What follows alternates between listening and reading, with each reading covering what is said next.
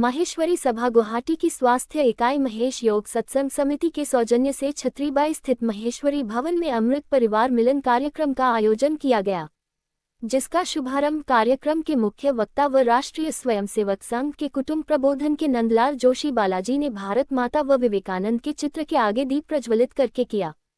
इस अवसर पर महेश योग सत्संग समिति के आचार्य मदन मोहन मल ने स्वागत भाषण देते हुए कहा कि विवेकानंद केंद्र ने परिवार मिलन की एक मुहिम छेड़ी थी।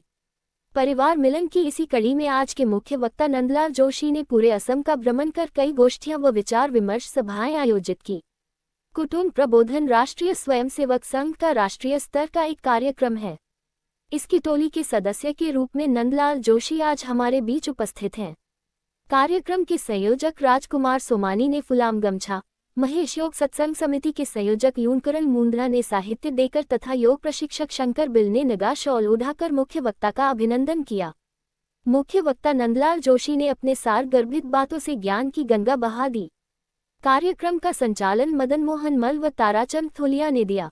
कार्यक्रम में वरिष्ठ जीवन वृत्ति कार्यकर्ता प्रांत संगठन प्रमुख अलका गोरी, वरिष्ठ जीवन वृत्ति कार्यकर्ता कामरूप विभाग साहित्य सेवा प्रमुख स्मिता व्यास का भी फूलाम गमछा से अभिनंदन किया गया। कार्यक्रम को सफल बनाने में सह आचार्य शंकर बिल, बनवारी लाल बिरला, कुंज बिहारी काबरा, हरिओम गोयल, जयदेव सिंह, बिप्लब कांति शाह का सहयोग रहा।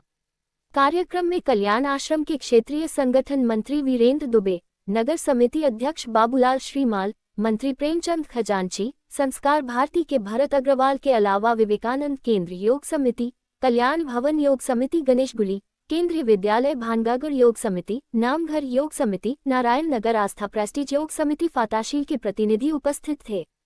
सभी आप परिचित होंगे। विवेकानंद केंद्र ने एक मुहिम जोड़ी थी परिवार मिलन पर। पूरे असम में बाबा जी का भ्रमण हुआ, सब जगह गए, गोष्ठियां हुई, विचार विमर्श किया गया। कुटुंब प्रबोधन जो विषय इनको दिया गया है अखिल भारतीय हमारे संघ की तरफ से, उसकी टोली में आप सदस्य हैं और प्राय गुवाहाटी आते ही रहते हैं। सभी से काफी स्नेह है इनका और आज ही हमें शुभ अवसर मिला, आज आप यहाँ पधारे, आपका अभिनंदन है, स्वागत है। हम बहुत कुछ सीख पाएंगे इनसे, जान पाएंगे।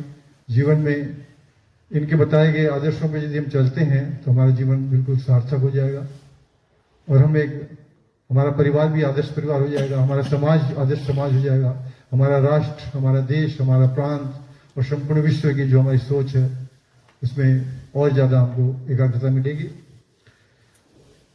मैं अभिनंदन में राम राम प्रणाम नमस्ते सबसे प्रारंभ करने की एक प्रक्रिया है और विशुद्ध प्रक्रिया के रूप में दीप प्रज्वलन करके मां भारती की वंदना करते हुए परम तेजस्वी इस युग के अद्भुत शिल्पकार पूज्य विवेकानंद जी के चित्र के सामने समूचे ब्रह्मांड को प्रभावित करने वाला दिव्य वाइब्रेशन ओम, यहां से ये प्रारंभ हुआ है। तो मैं एक बात और याद दिला देता हूं, इस देश की धरती पर बहुत प्रारंभ काल से इसका मंथन निरंतर चलता है, निरंतर चलता है, निरंतर चलता है और वो आज भी चल रहा है। मनुष्य रूप में हमको जीवन पाया है, ये आनंद से कैसे रहें, सफलता से कैसे जिए, सार्थक जीवन रचना कैसे बने, और उसी में से ये सूत्र निकाले हैं कि आंख जब खुले, पहली बार आंख खुले तो खुलते ही कोई लौकिक प्रपंच की बात दिमाग में ना आ जाए। लौकिक प्रपंच अगर सात्विक अधिष्ठान पर रहेंगे तो वो अलौकिक धारणा में बदलेंगे। इसलिए पहला सूत्र याद दिलाया, जगते ही मूल्यवान चीजों को प्रणाम करके अपना दिन प्रारंभ करने की प्रक्रिया शुरू करो।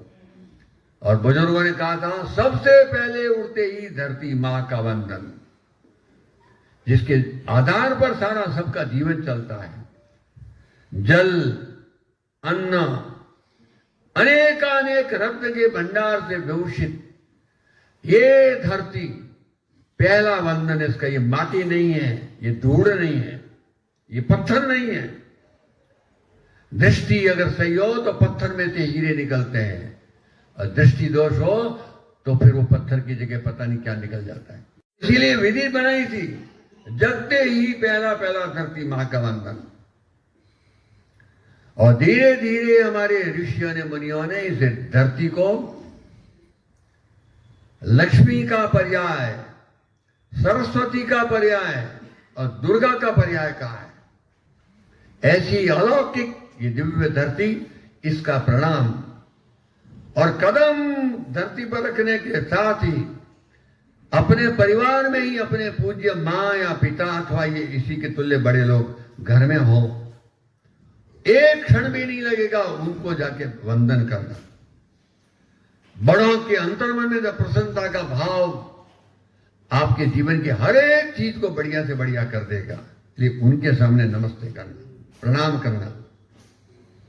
और तीसरा और कहा गया कई जगह, उसी वक्त में आंखें मूंद करके अपने लिए गुरु स्थान पर जो भी संरचना आपने मानी हुई है उस गुरु को प्रणाम, जो लौकिक जगत की सब बातें हमको समझाता है। 3 वंदना करके अपने दिनचर्या को प्रारंभ करो, उसके बाद में सारी बातें चलेगी। और इस परंपरा को आपके चेहरों के संकेत से मुझे लग रहा है कि मैं जो बोल रहा हूं तो आपके मन से उसकी स्वीकृति आ रही है, सबके चेहरे मुस्कुरा रहे हैं थोड़े थोड़े। तो फिर मुस्कुराने से नहीं चलेगा, हम स्वयं करेंगे। हर चीज अपने आप में करने से चमत्कार लाती है, करते ही होंगे तो भी एक बार फिर से करेंगे। और मैं सरल से शब्दों में इन 3 वंदनाओं को बोलता हूं। आप सबसे मेरी विनम्र प्रार्थना है कि मेरे पीछे पीछे आप ही बोलने की कोशिश करना। बहुत सरल सी बात है। नित्य करें धरती मां वंदन, मात पिता गुरुवर अभिनंदन, अभिनंदन प्रणाम। जैसे ही अब करते हैं तो अपने आप अपने अंतर मन में वो भाव आएंगे जो आने चाहिए। और वो कौन सा भाव है? इन सब की वंदना में से मैं दिनचर्या प्रारंभ कर रहा हूं तो निरंतर पवित्र निर्लिप्त सेवा में लगा रहूंगा। दिन में जाऊंगा, दुकान भी जाऊंगा, सर्विस भी करूंगा। वो मूलतः परिवार के निर्वाह के लिए सात्विक प्रक्रिया के रूप में बना रहे, इस विषय को याद रखते हुए आगे